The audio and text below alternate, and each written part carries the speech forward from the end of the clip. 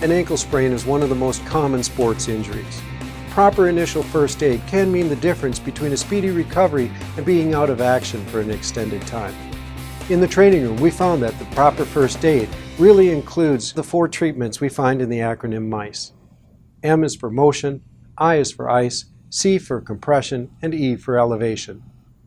M stands for motion, specifically dorsiflexion, or flexing the foot upwards.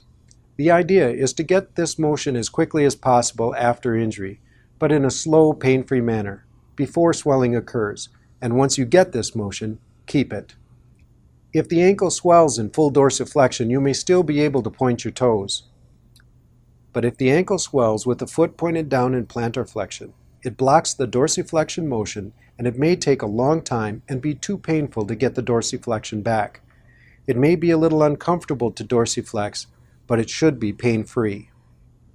An inverted crutch or belt or long towel may be used to help get and maintain dorsiflexion motion. The I in M.I.C.E. stands for ice. Ice cubes in a plastic bag may be applied directly to the skin for a period of 20 minutes at a time. Ice treatments can be repeated in the 20 minutes on, hour off fashion throughout the day as needed to help control pain and swelling.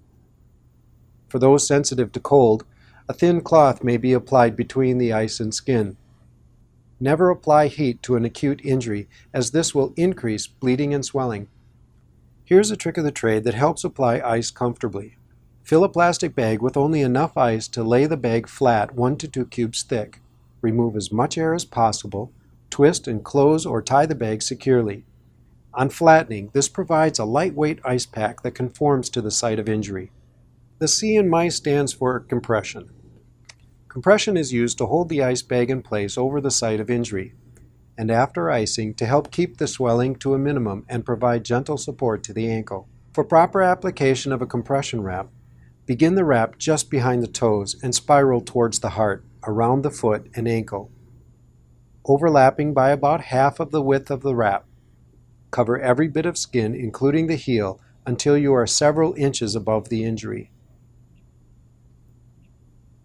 For additional support, heel locks may be wrapped by starting just above the ankle bones on either side, progressing over the front of the ankle joint, wrapping under the arch at a downward-backward angle that will take you around the back of the heel and around the opposite ankle bone. This can then be repeated on the other side. Be sure to check the circulation periodically with a gentle squeeze to the toes. The nail bed or skin should turn white and on releasing should return to a pink color within a second or two. Instruct the athlete that if their skin turns bluish, white-gray, or turns cold, painful, or numb, the wrap may need to be loosened. E is for elevation.